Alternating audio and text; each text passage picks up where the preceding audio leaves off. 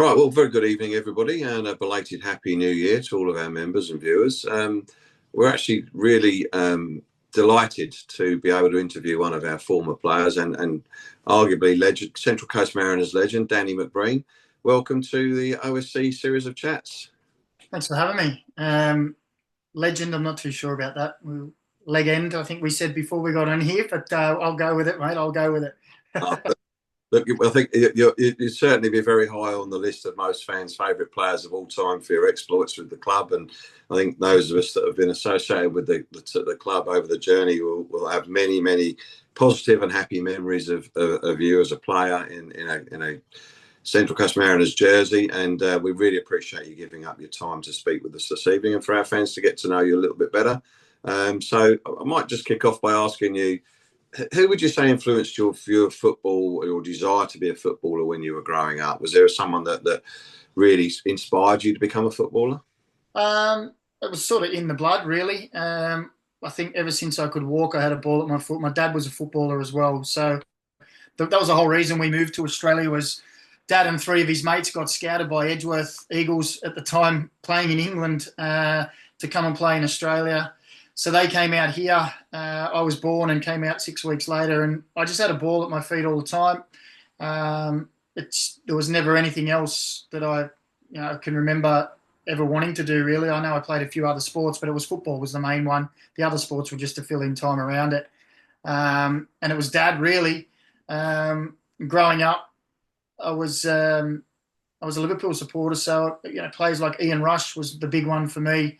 He just scored goals and made it look easy. And I used to be in the backyard, as a kid, commentating myself running through, and Rush is through and he scores, and I'd run.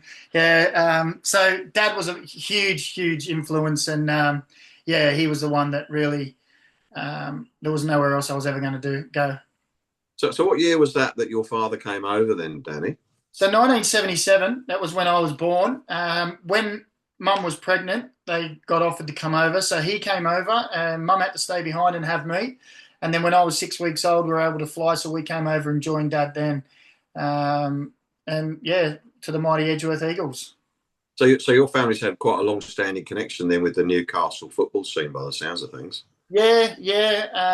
We just saw over the weekend the silence and minute silence and stuff for Stefan Kamaz. Well, the Kamaz family was really... My mum can't speak any highly of them. When we first arrived, the Kamaz family took Mum and Dad in and helped them, and helped Mum with me being a young little kid, and sort of showed them the ropes and helped them out. And we've still got friends to this day from back in the day that when Mum and Dad first came over, they're still here and around, and we catch up and talk. And look, it's been part of my life for 47 years. So it's and it's great. I've made more friends out of football than anything else in my life.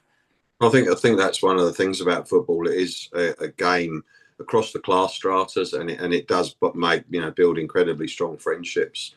Yes, in those days when your dad came over, it would still have been deemed to be a bit of a minority sport, really. And well, I suppose not so much, but certainly not to the levels that it's grown to in more recent times. Yeah. Look, and it was 77. Obviously, is the start of the old NSL back in the days, and it was just starting to go national. It was starting to get a big following. KB United was the Newcastle team that Dad ended up playing for them after a couple of years at Edgeworth. And it was just, it was growing and getting bigger. And, that's one thing I love about the sport is that, Dad was playing in England and someone says, do you want to come to Australia? And off we went. And fast forward 25 years later, and I was getting a phone call. There's a trial in Romania on Wednesday if you want to go, and this is Monday. And I'm like, yeah, let's go, let's try it. I want to go. And you end up traveling around the world and meeting people from all over the place, and you go to places that you never probably would have gone if it wasn't for football. And I think it opens up your eyes. I think the more you travel, the more you see of the world and different people, and realise we're all just the same. We all just want enjoyment and happiness, and football throws you into positions where you can meet people from all different backgrounds and lifestyles. And I've got friends from all over the world from it. It's great. Yeah, well, they call it the world game for a very good reason, obviously, Danny. And you said, it's interesting you touched upon that sort of aspect of humanity, I suppose, is that once you get below the cultural veneer, people are very similar the world over, I've always found. Yeah, 100%, 100%. And I tend to find the people that have more of a, I don't want to say racist, but a fear of people from other countries, and or don't really have never travelled. Those people they're the ones who have those feelings because they've never been places to see what other people are like and realise they're just people like us. I had a couple of friends growing up who were very opinionated, who I went to school with, who never left Newcastle till they were nearly 30. Their perspective on everything in the world changed after 30 because they started traveling around the world and seeing different lifestyles. And I'm like, yeah, you've got to go out there and experience it. And the more you experience, the more you enjoy it. Yeah, absolutely right. I think they say travel broadens the mind, and I think that's a very true truism. But so in terms of your early football career, obviously, Dad brought your family over to Australia. He's embarked on his playing career. You got to a certain age. How did you get into football in a meaningful sense? What was your first club? What was your early stages of your career like? In that sense. Yeah, so I didn't actually sign up for a football team till I was 9. Mum and Dad had split up. Dad was he'd gone playing away in Wollongong and Sydney, and we were in Newcastle, and Mum was just a single mum doing her own stuff. And it wasn't until I was about 9 that I used to kick a ball every day, but just around at school and at home. And then one day I just said, I want to play. My friends are playing for Edgeworth, and I signed up for Edgeworth, played a few seasons with them from under 9s, 10s, 11s. And then for the next, I would say, 7 or 8 years, I was a bit of a nomad, really. I'd just go wherever my mates were. There'd be a good team where everyone was going, so we'd go there. Or I'd go to high school, and a couple of the guys there were playing, for Adamstown. So I'd go to Adamstown and play there for a couple of years. Then there was a team called Macquarie City, which was out of Doyleson. And I went and played for Macquarie City because they played in the Sydney competition in under 15s. And then that sort of is the way it was until I was about 18. And 2 years at a club, then move on, and it'd move on because it was another challenge to be met. Playing in a better competition or more chance of getting in representative teams back then, which it was completely different back then.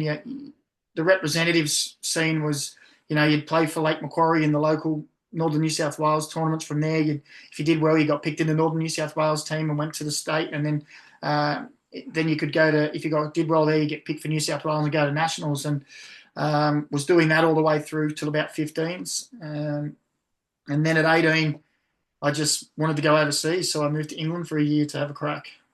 So was that your first taste of the professional domain when you went over to England, or would you say? Yeah, 100%. All the families over there, I got umpteen cousins, aunties and uncles over there. So I went and stayed with them, and literally did the old school thing of writing letters, typing up letters and sending them through the mail to clubs to say, can I have a trial? A couple of clubs took me up on it. Leeds just signed some guy, I believe, called Harry Kuehl. I don't think he made it very far in his career. So they saw this other Aussie and brought him in and quickly went, no, he's not at the Harry Kuehl standard. And I ended up spending a year training with Rochdale because I was, over in England, you have your YTS scheme where it's like your 16, 17-year-olds. It's the youth training scheme. Might be a little bit different now, but it's pretty much the same. And I just turned 18, so I wasn't young enough to be in the youth team system, but I was a very late developer, so I was small, skinny. I wasn't quite strong enough to get thrown in with the first team yet, so I was stuck in the middle for a year when I was there, and just couldn't quite crack it. Had a few trials at a couple of clubs, and it was always, come back. And then in the end, it was like, no, it's not going to work. So I came back home with my tail between my legs a little bit, I guess. Well, you say that, but I mean, it couldn't have been easy, Danny, because, in those days, I would think I would be right in saying that there wasn't quite the pathways that exist in the modern game with under 23 squads or under 20 squads and things like that. So, I can remember from my own children's progression through the amateur ranks in the UK, that once you get to about under 18s, there was nothing between that and men's football, and it's a big step up at that point, even at amateur level. Forget professional. Yeah. So you don't have that middle ground that you can sort of land in and develop as a player, and as an individual. Yeah, yeah, and I do like the fact that we've got under 23 leagues now, but I don't like the fact that it's exclusively under 23s. I think young players to develop need to be playing with and against older players, experienced, hardened professionals. And back in that day as well, when you go, you'd have maybe a reserve squad, which would be pretty much full of professionals, but also the youngsters coming through. And I think that learning, you got that very quickly if you got into that space.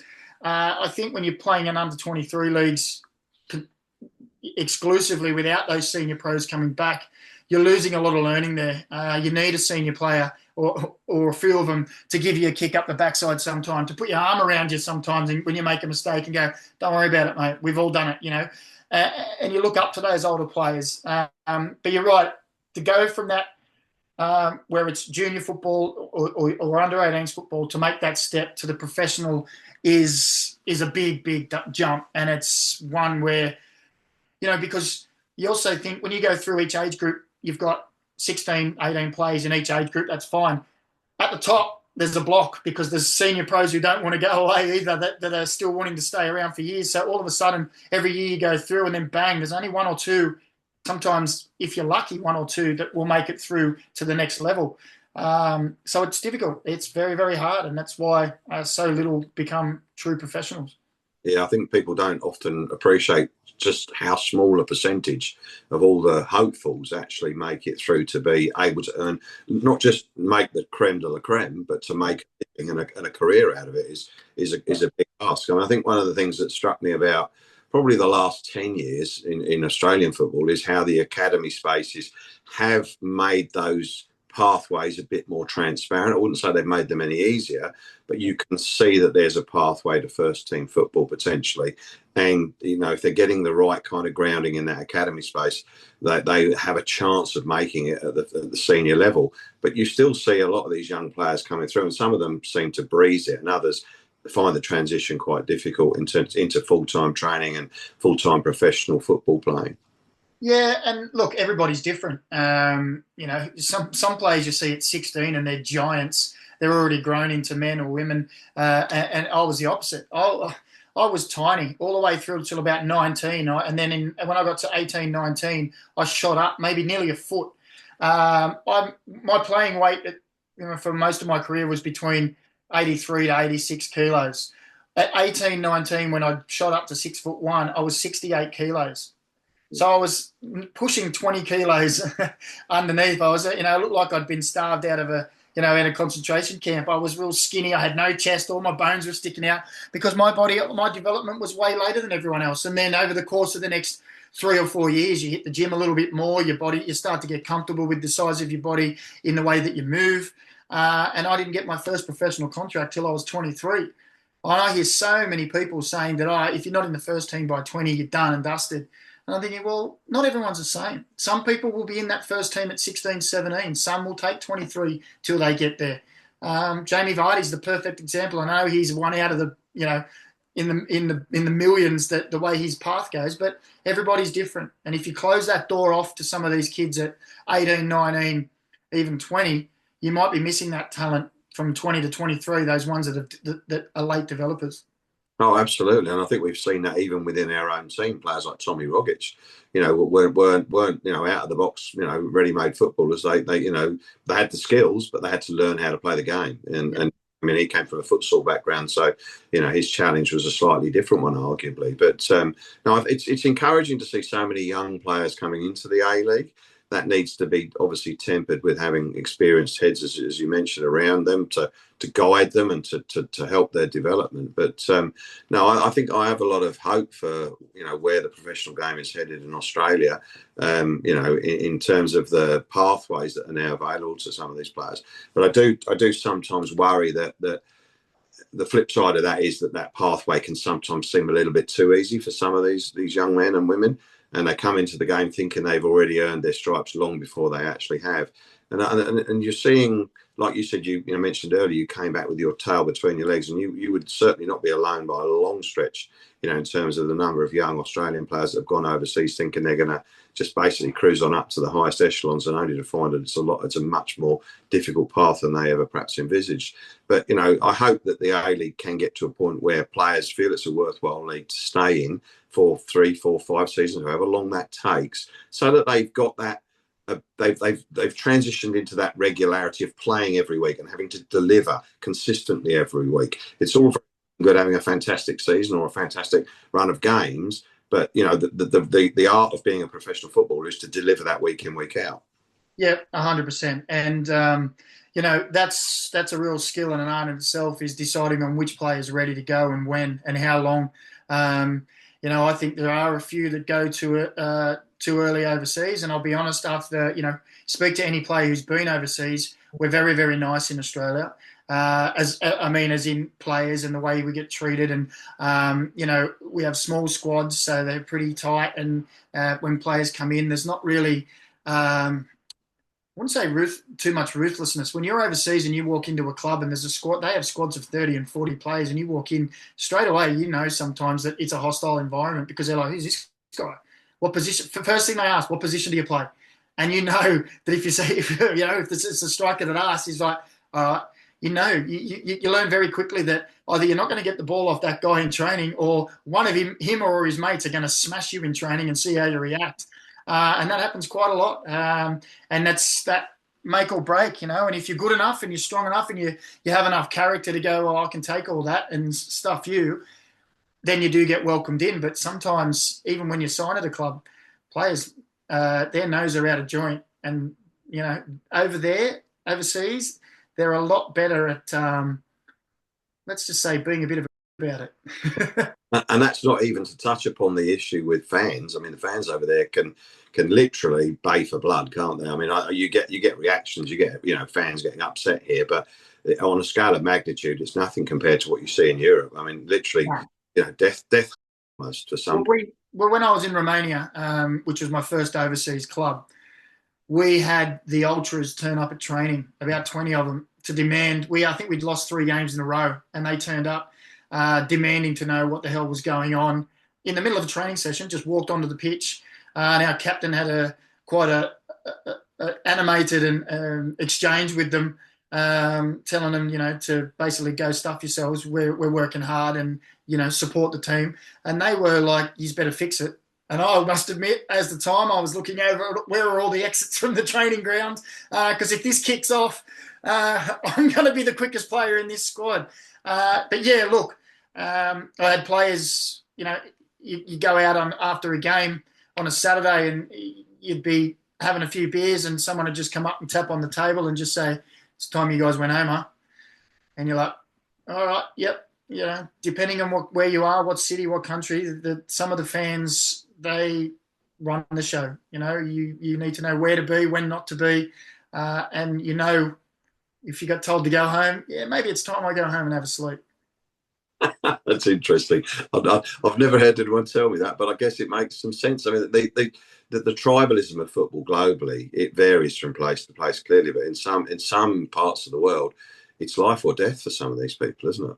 Yeah, it is. And, especially when you go to countries that aren't well off, this is everything for them. People work their off all week in jobs they probably don't like, to be able to spend their money, go and have a few drinks and hang out with their friends watching their team. And that's been ingrained in them for, generation after generation.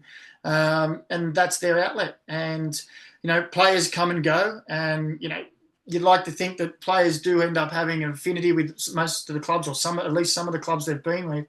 But, they'll see some players as just coming in, getting a paycheck and leaving. When they left, the fans are still there. For them, it's everything, and that's good that way. It's one of the unique aspects about the A-League in particular is that the fans do seem to have a very close relationship with the players, generally speaking, across the league. I mean, I know the Mariners is probably at the top of near the top of that list, if not at the top of it. the access that players give to the fans here is something I couldn't have even imagined before migrating to Australia, to be quite honest. Yeah, yeah, and that's one thing, especially that the Mariners is built on, being the community club. I remember coming to the club and we were out all the time in schools, doing training sessions out in the community, and it was great. And I think where the league was and where the league is, I think we still need to do that. You need to engage the fans, the kids, the families, because, we don't get the same because of the whole political situation with the way our most of our mainstream media is in newspapers and TV. They don't back the football because it's not their product. They don't own it. And there's no football media out there pretty much at all left. There used to be, but not anymore. So we need to be engaging. We need to find other ways to make sure that the fans feel a part of it, whether that's through socials, whether that's through staying back after the game and signings and photos, whether it's out in the community. We have to. That's the way that you breed this bond. And I certainly felt that when I was in the Mariners. Yeah, and I think it's something that's kind of waxed and waned a little bit over time, Danny. It's been good, very good at some points and not so good at others. And it's something I think the club needs to perhaps revisit these days. And, to capitalise, the success of the last couple of seasons has been, very, very heartwarming and great to see. But you've got to back that up by continuing. You can't rest on your laurels. You've got to continue to engage with the community, and you've got to bring everyone on board. Yeah. Yeah. So just turning back to your career, was there anyone that you played against in your career that you were a fan of before you played them? I don't know about fans, but probably the biggest name that I played against was when I was at Falkirk in the Scottish Premier League, and we played against Celtic, and there was a guy called Roy Keane playing for them at the time. I remember all the talk before the game was, Roy Keane, he's a hard man. You know what? When he gets received the ball, we'll just lay one on him, and we'll see how hard he is. And the truth and the reality was that we didn't even get anywhere near close to him to give him a kick, because his movement, his positioning, and how his touch and how quick he moved the ball and then was gone somewhere else again. I don't think a player got near him the whole game. You were like, right, I'm gonna belt you. If that ball comes, you got your back to me. You're not seeing me coming. I'm gonna come in behind and give you one. And he'd take a touch, boom, move it, and he'd be gone. He'd be 5 yards over there before I even got near him. I was like, yeah, I can see why this guy's played at the top level. And everything was just very simple football, but simple football done to the highest level. And that's what the difference is between, players who will earn mega bucks and be right at the very top, and then the next group down. There isn't that much of a difference, and it's a sliding scale, so it goes that way. But those small details that really set the best players in the world apart, really set them apart. Didn't get anywhere near him that day. And there was a lineup of people before the game and after the game trying to get his shirt. I can't remember who got it. I think one of the young Irish boys ended up getting it. Who's a player that you, perhaps it's Roy Keane, but is there a player that you've admired watching as a player in terms of the way they play the game and the way they conduct themselves? Is there someone that really stands out to you in the world game? Look, I suppose being a Liverpool supporter, I'm going to come back to Steven Gerrard, obviously. One club man who did everything except win the title when he didn't want to let it slip. But he did everything else. And, those are the kind of players, because you don't also get that in this day and age much, where you get players who are one club players, sorry.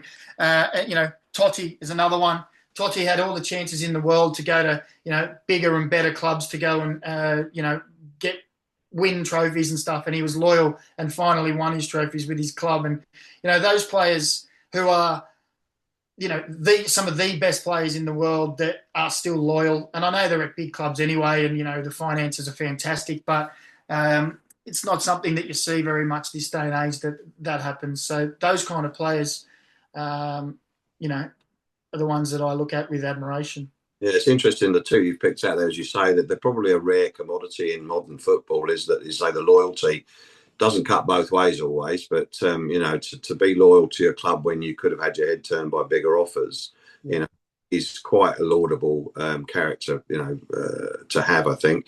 And also, it's interesting that too that you've particularly singled out there. I've always considered to be model professionals as well. So that's something perhaps seemingly that you do admire too. Yeah, oh, definitely. Yeah, look, I like players.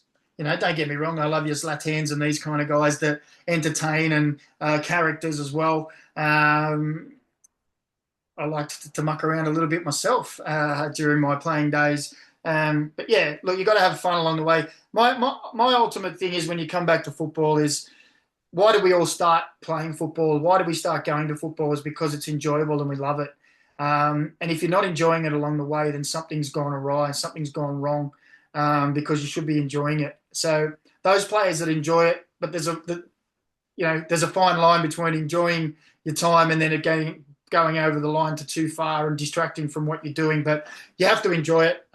Characters are good in the game. It would be boring if we were all the same rule followers who all do the same and all thought the same. So I do like the characters as well. Yeah, you've always played with a smile on your face, and as have other players, and I think that shines through in the way that you express yourself on the park. I think if it's sort, you can't be, I know it's a serious business, professional sport, but if you're not, as you say, if you're not enjoying sport at any level, whether it's professional or amateur, then you're not doing it for the right reasons, really.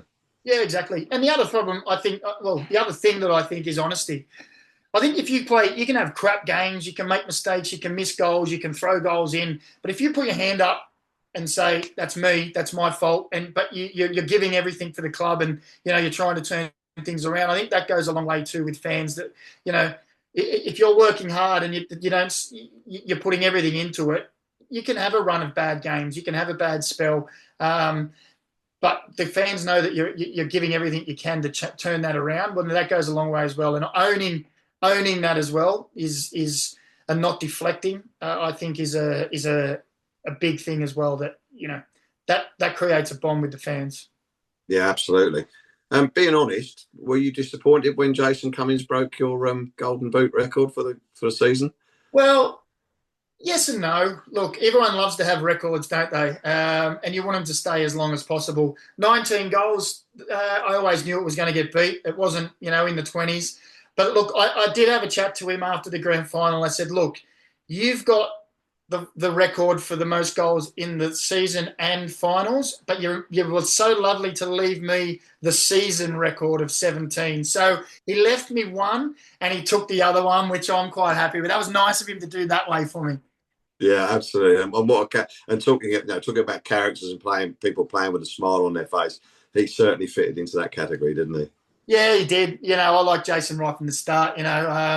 Sometimes he walked that line of maybe going a bit too far over the edge, but that's what made him a bit lovable as well, I think, and the fact that his heart was on his sleeve. He was passionate, and not to mention he was an excellent player with so many different facets to his game. Yeah, I think the game needs characters. Certainly, the game in Australia probably doesn't have as many as it really needs to make to get the fans really excited. I mean, we've had some great examples of Alexandro Diamante springs to mind as being one that was a real entertainer. And I think the league needs a smattering of those kind of left of centre people, if you want to call it that. Yeah, I agree. My favourite quote from Alessandro Diamante was when he scored that goal against Sydney, and he said, I'd just like to thank me. I was like, that just comes there up, mate. He's a quality guy. Yeah. You have to have that bit of arrogance as well to be a player of his caliber and what he does. So fair play to him. No, he was an enjoyable guy to watch play, and I think the league was better for it. So long may that continue. Going back to your particular playing career, did you have any game day superstitions at all, Danny? They sort of come and went, I suppose. The year that I got the Golden Boot and we won the grand final, I had these pair of blue boots given to me from Nike, and they'd send me all these different colours. Like every couple of months, you'd get new boots, and I just kept ringing them saying, no, you got to send me the same coloured boots. I wanted to wear the same boots, and I'd wear the same boots until they pretty much fell apart, and then I'd get the next blue pair out. I don't know. The sort of things have come and gone over the years, I guess, where the old thing of like lucky underpants, or you score a goal in one game and I've got to wear them next week, and that soon goes out the window when you go through a barren run. But yeah, look, not really. More just before games, I was more the clown, I guess. I just never really got too serious. I like to muck around. I like to have the music on blaring and dancing and singing and being stupid. And then when they go across that line, I was still the same. Like, I could turn serious but still have a laugh as we played. But never really a superstition, no. Was there a favourite video bomb of the ones you can remember, Danny? The Mancini would have to be up there, wouldn't it? The Mancini was pretty good, yeah. I saved that for a while. Wasn't sure if I should bring it out, but I enjoyed that. That's the one that gets referenced the most as well. Adam Peacock loves that one. He brings it up at every opportunity he can. They just evolved, really, because we talk about football changes and over time everything changes. I just come back from overseas, really, and then Fox was saying that they wanted to be in the change room. I'd come from England, where there's no way in the world a reporter would be in your change room, in an English change room.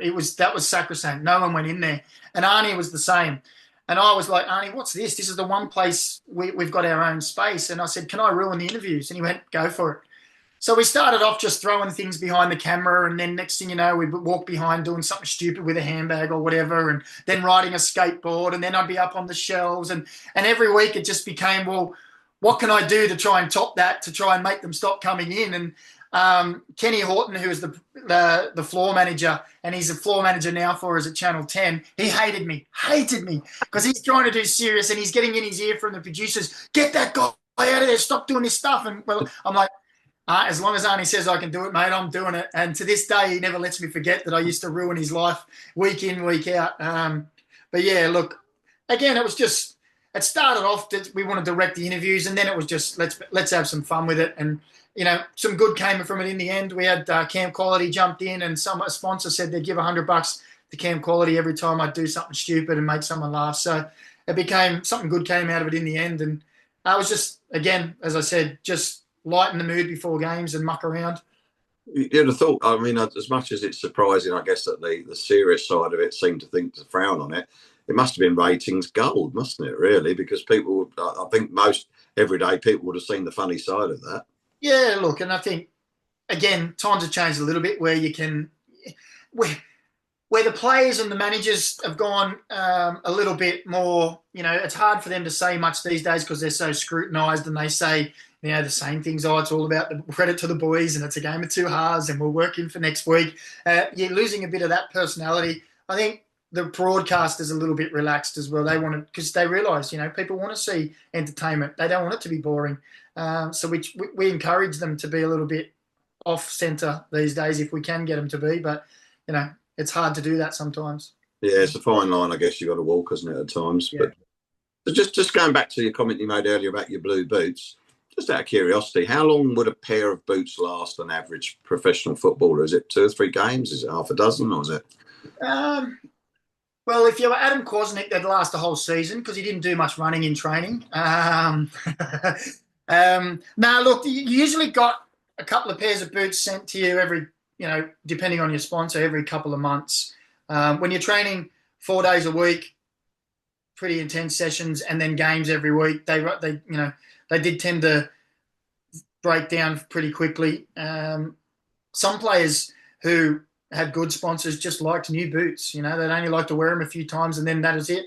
Some players would have training boots that were only for training and some were for matches. I just used to put them on. They were comfortable. I wore them until they were gone, probably a couple of months. Yeah. Yeah. Well, it'd be an expensive game if you had to buy them yourself each couple of months, wouldn't it? Yeah, they're not cheap, are they? To be fair, I've got probably about 6 pairs still sitting unworn in my cupboard that I've kept for my sons. I thought if they ever get to their feet are big enough, they can have the retro boots. So there's still a few pairs I've kept behind. Oh, nice. That'd be a nice thing to pass along. Yeah. Have you ever had any unusual requests from fans that you can share with us? Unusual requests. I wouldn't say requests. I haven't had any requests. I do remember once walking through shopping centre on a Tuesday afternoon with my girlfriend at the time, and there was a guy. I don't know if he was drunk. It was Tuesday afternoon, but he was a Falkirk fan, and he walked behind me for about 5 aisles, singing at the top of his voice, "Danny McBreen, goal machine, Danny McBreen, sex machine." And my wife's looking at me going, "What's he talking about?" I'm like, "I have no idea. It obviously rhymes." So, but I'm like, "Mate, can you go away, please?" And he just kept singing and singing and singing. And in the end, I had to turn around and go, "Listen, mate, you've got to just F off. I'm trying to do my shopping on a Tuesday afternoon." And he was like, "No problem, Danny. See you later." And off he went. And that was the end of it. But I've never had any real strange requests, just the usual stuff, autographs and sign my shirt and photos, all that kind of stuff. It's hilarious.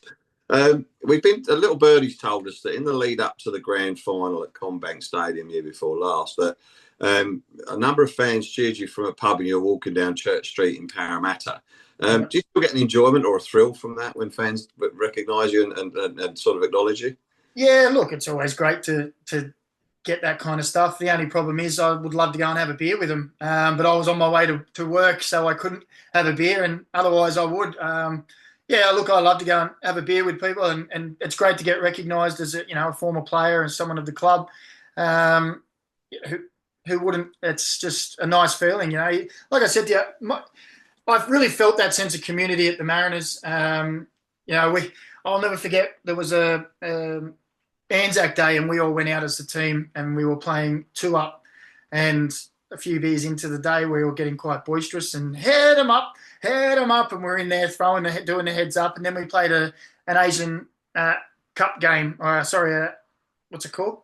Asian Champions League. Asian Champions League game in midweek, and I think we won 5-1 in that game, and I scored a goal, and just as the celebrations died down, I just heard someone in the crowd go, "Head them up, Macca, head them up," and I was like, that's our team, that's our supporters, drinking on the Sunday with the supporters, and then celebrating on the Wednesday night at home. Yeah, brilliant. I love it.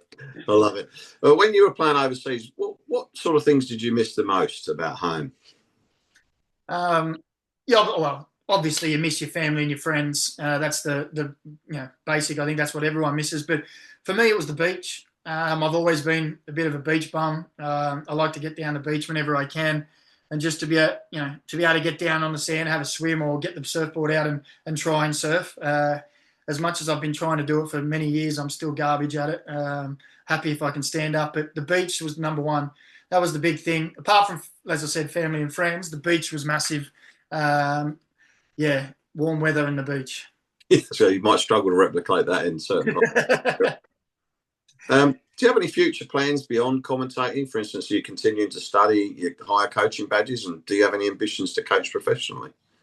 Well, I did. I was, as most people would know, I was coaching with the Jets for a while. I was about 8 years at the Jets in the academy, and worked my way up to assistant coach with Craig Deans, and I was a youth team coach. Things there weren't sort of going the way that I like, so we came to an agreement for me to leave. And had a bit at that stage. I just wanted to be out of coaching. I wanted to be away from it. It was it's a very stressful job, coaching. A lot of hours, a lot of computer work, a lot of video analysis, a lot of session planning. And I had a bit of time away, and have started up an academy now with a couple of ex-players called NEFA that we coach about 200 kids now. One session a week, give them an extra session to go with their sessions they do with their MPL or JDL clubs. And this season we're starting a full-time program where the kids, the younger kids, will train 4 days with us and play in the competition in Sydney, in the academy competition down there. So that keeps us extremely busy. If I could do, at this point in time, if I'm honest, if I could do that and commentating till my retirement day, I'd be a very happy man. I really love the commentary. I love the people I work with. I love the job. I really get a kick out of it. It's great to still be around football, get paid to go and watch it. And as all my friends keep telling me, I'm good at talking shit, so why not get paid to do it? But it seems to be going all right. Look, down the line, is there an itch maybe to try again professional coaching? I would say yes. when my kids they're 14 and 12 now, if once they've flown the coop and off doing their own thing, and I'm not driving them everywhere, left, right, and centre every day, every moment I'm spare anyway, maybe that I would like to give it another crack. Do I know when and if that will come about? I don't know. At the moment, I'll be honest, I'm really content with where I am. I'm really enjoying life at the moment, but things can change very quickly. What coaching badges do you currently hold, Danny? I've got my A license. I've had my A license now for must be a good 5 or 6 years. I'm going to be honest, didn't see any reason to go and get my pro license because of the reasons that it doesn't really hold up overseas. We saw Ange Postecoglou when he went to Celtic. He had to sit through a process of equivalency because his Australian pro license wasn't recognised over there. So speaking to a few coaches, Australian coaches who have been overseas, they were like, unless you've got something to go to and it's worthwhile paying, because it also costs a lot of money. It costs about 20 grand to get your pro license. And I just didn't see the reason of getting that. That may change. If I want to go down that path, then yep. But I also may go over to Scotland or Ireland or somewhere like that and do my CB and A there, and potentially get a pro through UEFA. Depends. Things are changing all the time. I know that the FCA, the Football Coaches Association of Australia, is trying to get our recognition for our pro license, our accreditations over here to be recognised worldwide. So if that changes, then that might change my perception and jump on. Yeah, I guess with the amount of money involved with the pro license, you'd need to see a return on investment. It just wouldn't be something you do for interest's sake. Yeah. And 20 grand isn't something that my wife will say, yeah, just go and do it. They could buy a new kitchen. Yeah. Well, that'd be all right because I'm the chef in the house. I'm the cook, so I'd be happy with a new kitchen. Winner, chicken dinner. If you hadn't been a footballer, Danny, what do you think you would have done to earn a living, and which former teammates would you like to have working with you, and why? Well, before I became a pro footballer, I started to go down the IT track. I did IT at TAFE, studied that, and a former teammate of mine, Glenn Moore, came through the NSL at Newcastle, played for Sydney Olympic. He made the decision at one stage that he got a bad injury and he was studying at IT at university, and he decided to go down the IT path. And he's now the head of IT for NIB Health Insurance. So if I wasn't a footballer, I think IT would have been where I'd gone. I recently just did a course again in IT to get a little bit more upgrade, more, what I want to say, modern grounding in what's going on in the world at the moment. And have touch base with him, about some stuff that he's doing. I'd probably work with him because he's at the top of the food chain and could help me out and jump and climb that food chain. He's done very well for himself and lives in a very nice house. So, look, I think that's where I would have been, doing something in IT. Well, you'd be sorely missed in the football space, Danny. So hopefully that doesn't become an option for you from a purely selfish perspective. Well, fingers crossed the commentary lasts me to my older age, and I can continue to do that. And I don't see why it shouldn't. As I say, I very much enjoy your commentary, and that I think the former player perspective is a worthwhile one to go alongside the professional commentary, I guess. But I think it certainly has a lot of appeal from where I sit. Just going back to your career with the Mariners again, do you have a favourite moment at our stadium? The first moment at our stadium that always pops into my head is 7-2. Yeah.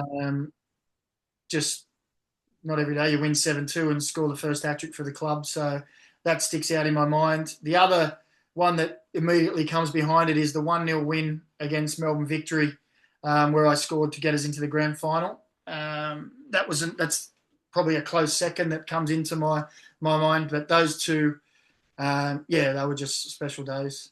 Yeah, my recollection of that goal against Victory was well hit. Yeah, I look back at it and I think the keeper he started to go the wrong way, because when I see the replay, I'm like, it's not right in the corner as I remembered it flying in the top corner, but he started to lean one way and that was enough. I got enough on it that he couldn't get back. So, yeah. But when you hit a ball, you generally stayed hit, Danny, from memory. So there's a few of those that you could probably go down the memory banks of. Who was the worst opponent or team or player that you've ever had to face, do you think? Worst as in most difficult? Yeah. Yeah, look, I'll be honest. When I was in Scotland, there was a guy called Bob O'Baldy, and he used to play for Celtic at centre back. And this guy was about 6'6". His arms were the size of my legs. His legs were the spots. One of his legs was the size of both of my legs. He was quick. He was strong. He was athletic, and he was just hard to play against. You just knew that it was going to be a tough game. The Celtic fans used to sing. That was a chant they used to sing, and they'd be like, "Oh, Bobo's gonna get ya," and they used to sing it all the time because he just used to monster defenders. When I came back to Australia, I would have to say, as a pair, Muscat and Leia for Melbourne Victory, they were dirty. They played old school. I thought they were dirty to a fault at times. But the problem was they seemed to get away with it as well. I remember a tackle on Adam Kwasnick. There would have been a double red card in this day and age. Adrian Leia went through the back of him, higher than knee height, studs up from behind as Kwasa went to turn, and he just got up and ran away. He didn't even get a yellow card. They were the hardest to. They were hard. Don't get me wrong. They weren't all dirty, but they were very difficult to play against. But that added rough and tumble. Meant that you had to be looking over your shoulder. And I really do think that referees at time, because they were Victory, because they were two big names in Australian football at the time in this league, they got away with a lot more than they really should have, which made it really difficult. Yeah, I still cringe whenever I see a replay of Muscat's tackle on Adrian's. It was a horror. Sorry, that was an absolute shocker. I mean, he could have snapped the ball in two.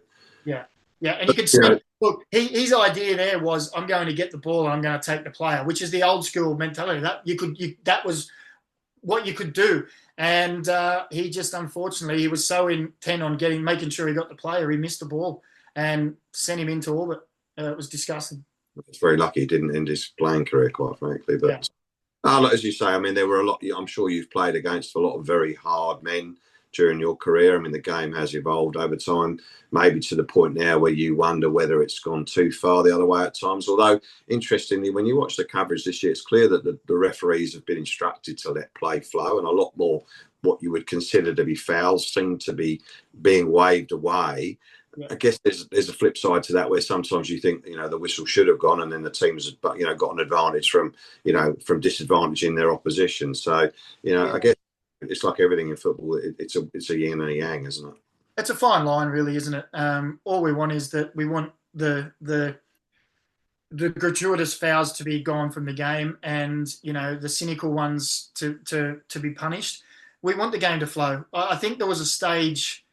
There was a couple of 2 or 3 years in the A-League, if we go back a few years, where players were there was contact and players were falling down and just getting a foul. And it was like, okay, this is killing the game now. This is not what we want, because contact doesn't always mean you've been fouled. It's a contact sport.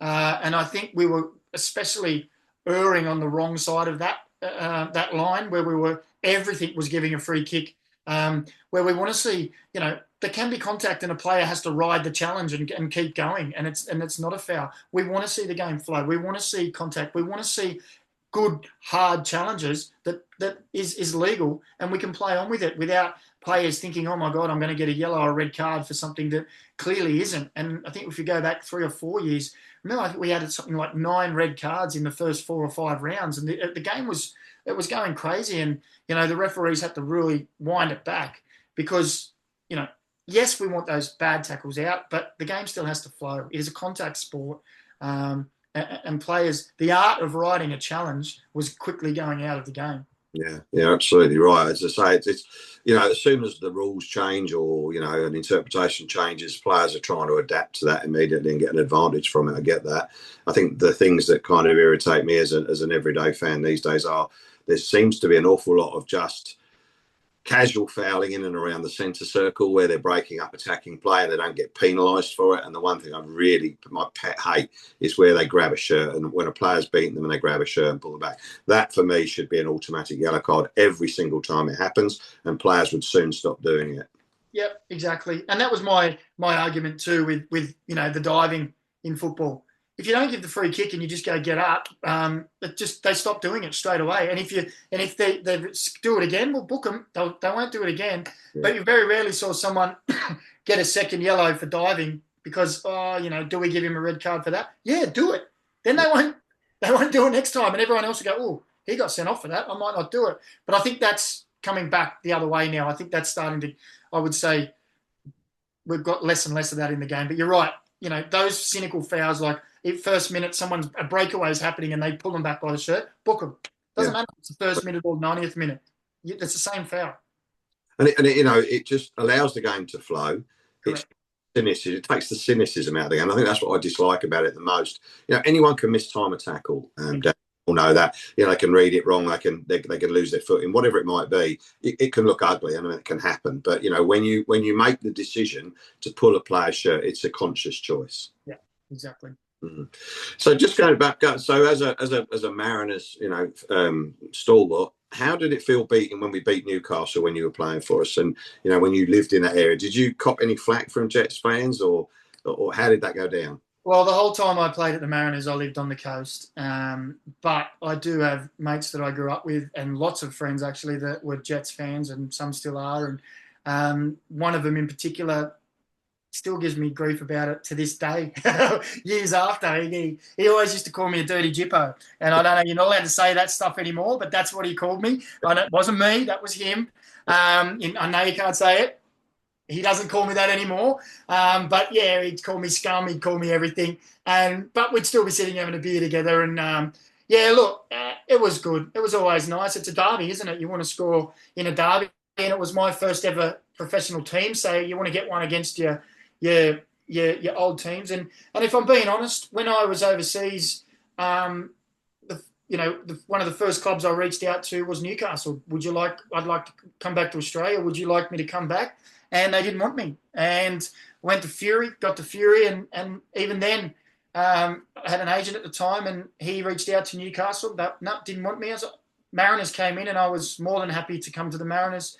And to be honest, it was the best decision I ever made. It was probably the most enjoyable time I've had as a footballer. The friendship group there, we still talk with the players. We all talk all the time with that group. And it's good to see Sains back at the club now as one of those senior heads instead of the young pest and pain in the ass that he used to be when I was there. I actually thought he had a great game in a very disappointing performance on Saturday night. I thought we saw some of the vintage Sainsbury defending coming through in that match. Yeah, I think he's still getting back into the groove, though. He made that mistake, obviously, with the goal where Brian made a mistake to compound it as well. He's made a couple of mistakes, Sains coming back, but he's been out for a long time. He needs to get back up to the speed. But I think we're seeing more quality from him than we are the mistakes, and those mistakes as time go on, I'm sure will become less and less. No, you're absolutely right. As you say, I think you need to. People don't. I mean, you'd probably be able to speak more to this than we would. But when you don't play regularly for a period of time, it must take some time to get back into the groove. Not just from a fitness perspective, but from a timing and a reading of the game perspective. Yeah, 100%. And just also the perspective of having certain players around you again for the first time, for Sains for the first time, really. I would say you don't really see the best of a player until 5, 6, 7, even 8 weeks sometimes, once you have consistent game time, because, 1 is the fitness, 2 is the timing, and the 3 is that understanding of your players around you. You start to get a second, a sixth sense of where they are, what they're going to do, and transferring that from the training pitch into matches is one thing, but then getting that consistency in a match and starting to feel it in a match situation is also different. So it'll take a while for Sains, I think, till we see him at his best, but he's signed a 3-year deal, so we've got plenty of good times ahead. Yeah, and I back him in to be a success second time round as well. So, I mean, It's without wanting to get too controversial. As one of our members has sent in a question that I'd like to just throw out without notice. Some of our fans, believe that the current CCM squad might be getting out muscled by opposition sides in games.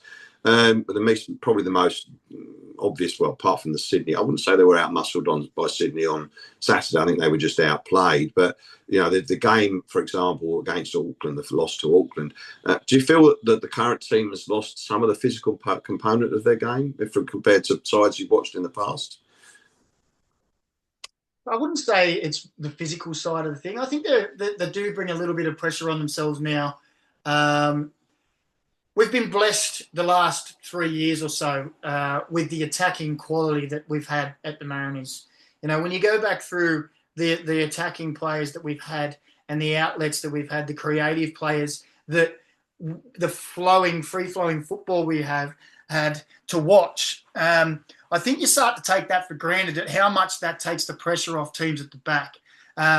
When you know that you can play a ball forward and someone's going to have a little touch around the corner or a bit of skill and bang, we're all on the front foot going, that over the course of a game will completely change the whole perspective of a game.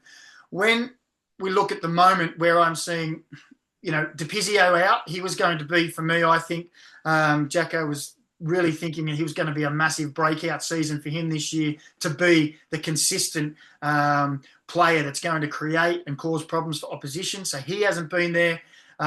Mikel Docker seems to be the one that they're relying on, and when I say one, the only one really that has been giving us any attacking flair, any spark. So when you start to have that feeling where, okay, we're not really got that go forward, you start to hold the ball a little bit longer, or you start to press that pass a little bit harder. You're trying to unlock a pass that probably is more against you than for you.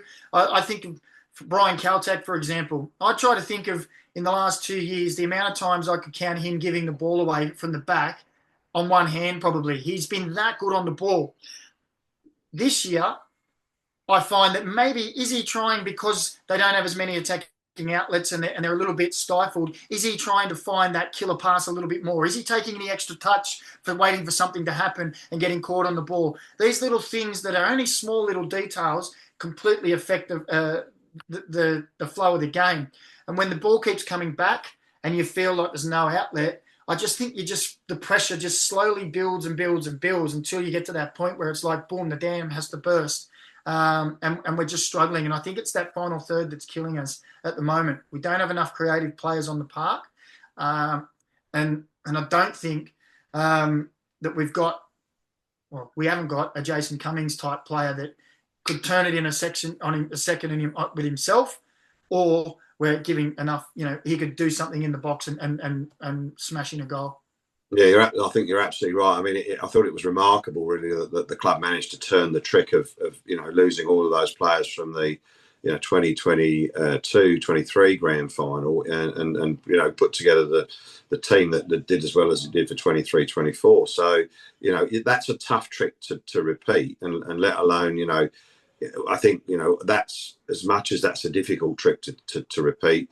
The injuries have really crawled the club this year as well, which is something we've not really had too much, problem with in previous seasons. So, I do feel for the boys. I think, there's no doubt they're trying really hard, but like you say, they're starting to invite pressure onto themselves. And I think they're getting caught in that no man's land between playing a defensive game and not conceding, and not really being attacking enough in terms of taking the game to opponents. So, hopefully there'll be some movement in the transfer window that might alleviate that. I don't know how far Miguel DePizio is away from returning, but I gather it's maybe around February. That will help.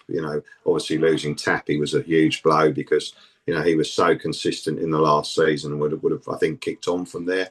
But that's the lot of a football club and a football team, isn't it? You don't always get to pick and choose what players you have available, and you have to try and sometimes fit square pegs in round holes. Yeah, and look, let's be honest too, when we talk about the attacking flair that we've been lucky to have over the last couple of years, not very often in the last 2 or 3 years did Monty or the club get a foreign player wrong either. And there was one or two, and they quickly went. They pretty much went, "Yep, we've made the wrong decision here. It's not working. Go on, get out." go off, go live your life. So when they did get it right, which was more often than not, that's great. When you get it one or two that's not quite working, you need to rectify that quickly. And I heard Jacko say that they've used their 5 spots at the moment. Maybe is he thinking about one or two of them maybe have to be sat down and said, this isn't working. Can we work something out? I think the problem, well, it's compounded really, obviously, with the ownership change this year, or the departure of Richard Peel, and Mike coming back into the CEO and chairman's role. Sorry, you wonder how much money is genuinely available to make those changes, and with the APL grant, dropping quite substantially this year, that just adds to the problem, I guess. Yeah, it does, and this is all the stuff too behind the scenes that you never know at any club really. So these are the things that you can sit here and debate all the time, but if you don't really know the ins and outs of it, then you've just got to go with what they tell you. Absolutely, yeah. Well, that's all the questions I have for you, Danny. I'm mindful that we've gone about an hour now, which is longer than we normally go. So I'm eternally grateful to you for your time and your approachability this evening. It's been really a pleasure talking to you. Colin, were there any questions from the floor that need to be added? We do only have one. And that is the goal celebration with your fingers as horns. The antlers. Explanation. Yeah. So when I came back from England when I was 19, after that year, I signed with Adamstown to play in the State League, and they folded pretty much straight away. And about 5 or 6 of us all went to play for Toronto Awabba Stags in the local league. One of my dad's ex-teammates was coaching there. His son was there. A few other players were there. So we had a real young team, and they were blue and yellow. And over the course of the years, me playing overseas, a few of my mates who I'm still friends with now, had catch up just before Christmas with him. One of my mates said, when you score a goal, I want you to give us a celebration that we know is just for us. And I hadn't done one really in all the time, and I thought I'll wait for a big one that they're going to see. And Mariners being yellow and blue, and them being yellow and blue on the grand final, I thought, well, it's not going to get much bigger than this, and I'm 30 whatever years of age now, so I'll do it today if I do it. And they were called the Toronto Awabba Stags, and we started this celebration when I was there that year. When we score, we'd all run around and run and do that as the stag, and then we'd all slide on the floor. And it made local TV about some crazy celebration, and it just stuck with us. We always used to muck around when we had a few beers, and that was it. I thought the colours fit, and that was one for the boys who have been there since the early years. Would you say that goal is right up there as far as your favourite goals you scored, Danny? I mean, certainly for us as fans it was. Yeah, look, of course, to score one of the goals in a winning grand final doesn't get much better than that. When you think about, goals in your career, like I said, look, if you're overseas, there's cup finals. Can't remember scoring a goal in a cup final. I know we won one and lost one. But in the league, there's not really a goal, per se that wins it for you. So the grand final one was great. Yeah. And it was, like I said, it was my most enjoyable time as well, I reckon, in my career, that the people, the group of players, coaches, staff, everyone there, we just felt like one big family. The crowd, the fans, the community, it just worked, and it felt great. So yeah, I think that's got to be right up there. Did you manage to work out what brand of beer it was they threw over you as you ran past their fans? No, it was some Western Sydney beer. It was shit. I think I saw another one pop up in the feed while we were just talking through there, Colin. Yeah. What do you think about the new set piece coach for CCM? Who's the set piece coach? Don't tell me it's Josh Rose. I do see him up corners. It was followed up with a question, do you have any advice for Rosie?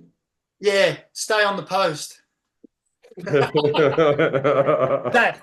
for those who don't know, that one is just probably a year ago, I was looking, because it seems to get shown everywhere, Pardalou's goal in 2011, and I just sat and finally actually watched the whole thing unfold.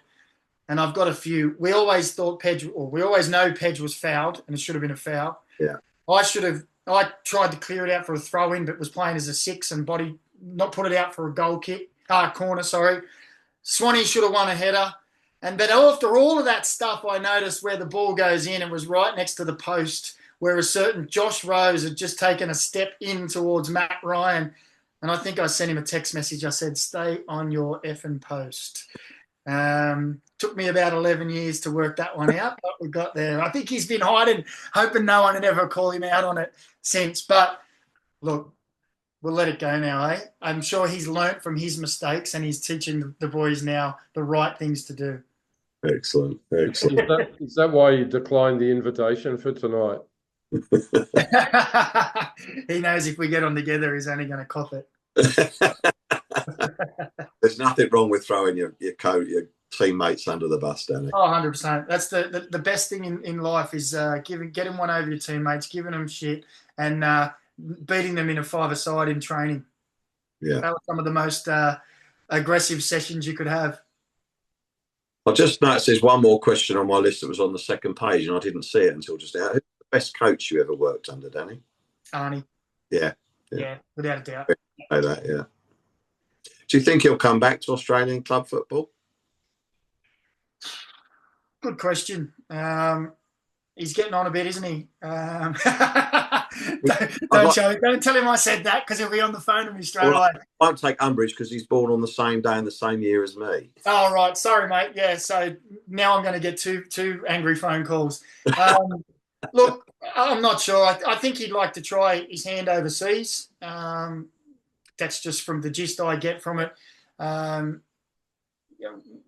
you've done pretty much it all in one country at 2 clubs, where's he going to go next? Is he going to go to Victory? I don't think that'll go down well with Victory fans. Would he go back to Sydney? I doubt it. So then where really is he going to go? I don't see him going to any other clubs. I think you'd see him, if he was going to take up a gig, it'd be overseas or another national team, because in the international community, he's thought of very highly with what he did with the Socceroos. Oh, he's clearly an exceptional coach, and I think wherever he ends up, we would only wish him the best. Yeah. Unless it's an opposing A-League team, I guess. Okay, well, I think that's everything, Colin, yeah? Yep, from my end. Well, thanks again for your time this evening, Dan. It's been an absolute pleasure talking to you, as I knew it would be.